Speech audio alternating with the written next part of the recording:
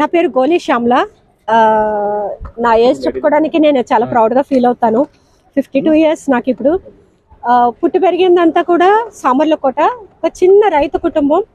కానీ ఈరోజు స్విమ్మింగ్లో విశాఖపట్నం నుంచి స్టార్ట్ చేసి కాకినాడ వరకు రీచ్ అవ్వటం జరిగింది. ఈ స్విమ్మింగ్ ప్యాటర్న్ వచ్చి ల్యాండ్లో విశాఖపట్నం ఆర్కే బీచ్లో స్టార్ట్ అయింది.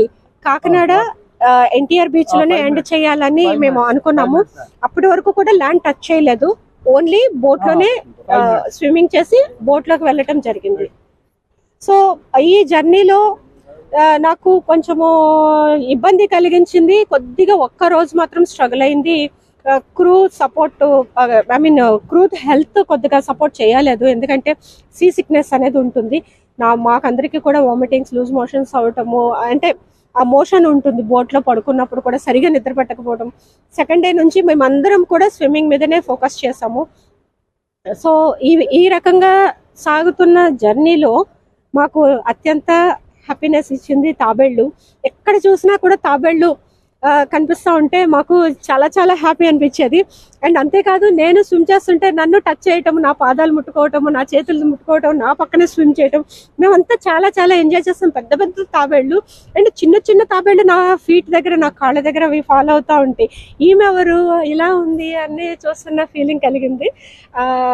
అండ్ ఒక పెద్ద వేల్ అయితే మాకు చాలా క్లోజ్గా వచ్చింది. అంటే దూరాన్ని చూసారు మా టీము, అలర్ట్ అయ్యే లోపే చాలా క్లోజ్కి వచ్చేసింది. అది చాలా ఫాస్ట్గా ఉంటుంది.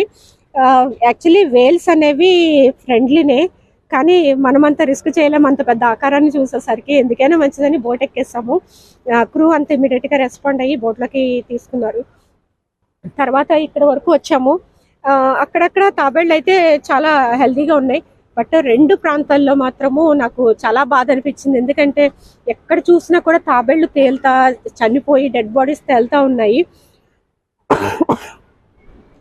అది పొల్యూషన్, వాటర్ కూడా చాలా భయంకరంగా ఒక కెమికల్ ఉన్నట్టు, చాలా అసలు కంఫర్ట్ అనిపించలేదు స్విమ్మింగ్ చేయడానికి.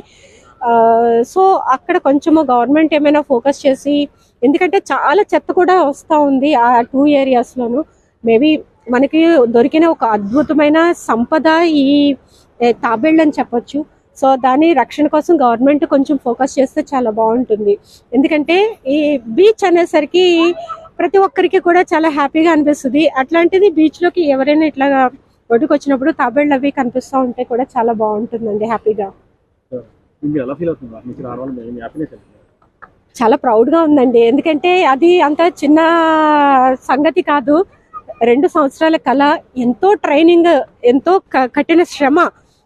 అండ్ మనకి చాలా తినాలనిపిస్తుంది, కానీ అన్ని తినకూడదు.